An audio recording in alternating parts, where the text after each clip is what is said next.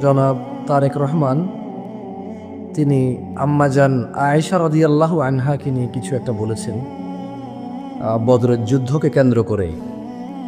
যতটুকু বুঝতে পেরেছি এই বিষয়ে কিছু বলার জন্য,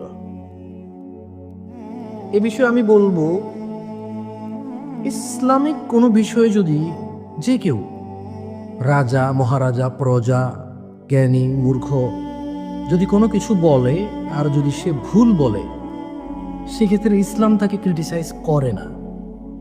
মুসলিমরা নিয়ম হচ্ছে সঠিক তথ্য তুলে ধরা এবং ওই ভুল সংশোধনে সহযোগিতা করা। ভুলকারী ব্যক্তি যেই হোক না কেন, রাজা মহারাজা প্রজা শিক্ষিত ছাত্র শিক্ষক মহিলা পুরুষ যেই হোক, সে যদি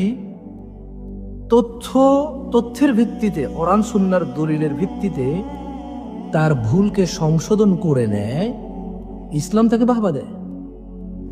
এবং সে যদি তার ভুলের উপরে অনড় থাকে, অটুট থাকে এবং তার ভুলকে সাব্যস্ত করার জন্য ভুল তথ্যকে সে যদি দলিল হিসেবে পেশ করতে চায়, তখন ইসলাম ও মুসলিমরা তাকে জাহেল বা মূর্খ এরকম করে তাকে সবার সামনে তুলে ধরে।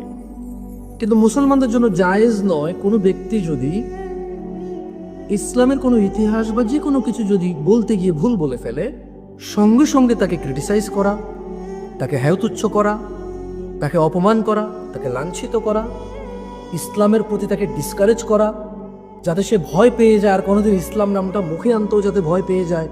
এরকম পরিস্থিতি যারা তৈরি করবে তারা নিজেরাই অন্যায় করবে এবং তারা অন্যায় সামিল হবে। আমি আবারও বলি, ইসলামে ভুলকে অস্বাভাবিক কিছু বলে না, বাট ভুলের উপরে অটল থাকাকে অস্বাভাবিক বলে।